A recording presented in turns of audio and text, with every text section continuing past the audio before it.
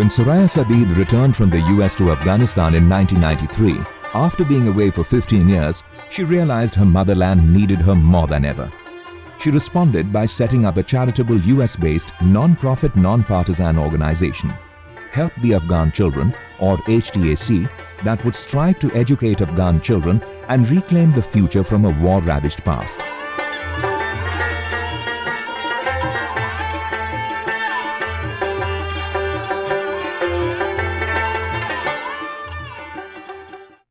Samangan is just one of the beneficiaries of this mission. The National New Year's Day, March the 21st, turned out to be an auspicious beginning this year. 4 new schools, sponsored by HTAC, opened in the northern province on this day. These include Aibak School, Ayanacha Middle School, Joy Zwandoon Middle School and Ajani Malika Girls School. Ayanacha School, the venue for the ceremony, saw teachers, students, parents and community leaders wearing their best smiles to welcome HTAC Executive Director Soraya Sadid.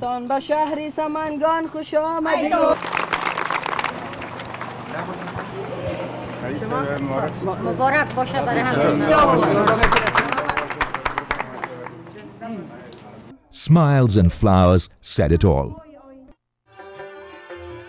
The Jamal Aga Girls School in the eastern province of Kapisa came into being after a comprehensive need assessment conducted by HTAC's Kabul office. The survey, as always, took into account the recommendations of the Ministry of Education as well. Now, with 40 teachers and 24 classrooms, more than 1,100 girls are able to study here in 2 shifts.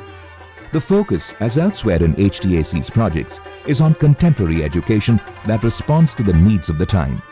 It is especially important in Afghanistan, the land education forgot for 2 decades and more. Kohak Primary School, Kandahar. Perhaps nowhere is HTAC's mission more urgently needed than in war-ravaged Kandahar. This is where the past remained a living shadow, and it needed to be exorcised. HTAC stepped in and helped shape an alternate progressive future. HTAC has established a community committee that is working at attracting more students besides recruiting and training teachers. Classes are held regularly and the number of students is increasing steadily.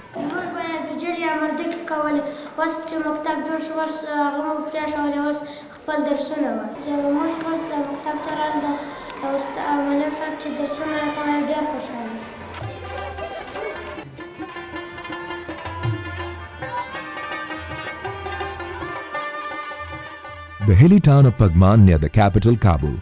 This is the first primary school in the district, the Abdullah bin Omar Primary School. Inaugurated on 25th March 2003, this is yet another example of reversing the course of tragic history. HTAC helped revive the school with the help of an anonymous foundation that paid for the entire cost of construction.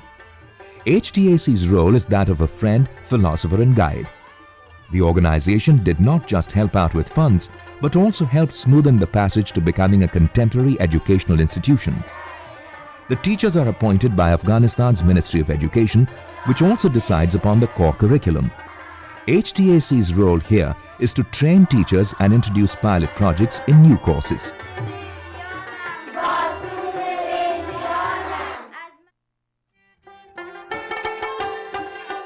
Karte Parwan Middle School, Kabul. Afghan children have braved more than the vagaries of weather to sustain their education, especially here in Kabul, the capital, the center of strife and devastation for more than 2 decades. The concrete building of Karte Parwan Middle School was in a shambles when HTAC offered to revive it. The classrooms had no doors, the school had no electricity, no running water, no lavatories. Now, in collaboration with the Ministry of Education, the school has been refurbished. Through a partnership with Relief International, school libraries have become another favorite with students at HTAC-sponsored schools. Picture books, of course, hold the maximum attraction. Pictures of fauna and flora, stories of a world waiting to be explored, experiences in a world more colorful than imagination. Through partnerships with organizations such as Americas and the Mennonite Central Committee, HTAC continues to provide educational and medicinal supplies not only to its own schools and projects but to those in need throughout the country. Not surprisingly, computers arrived late in this landlocked country. But HTAC has been focusing on providing access to modern education. Computers form the basic tool of this approach. Afghan students are clearly second to none in their desire to learn. Hopefully, with this device invented to save time, Afghan children will get over the loss of all their yesterdays. Equally important is the inculcation of sensitivity towards the environment.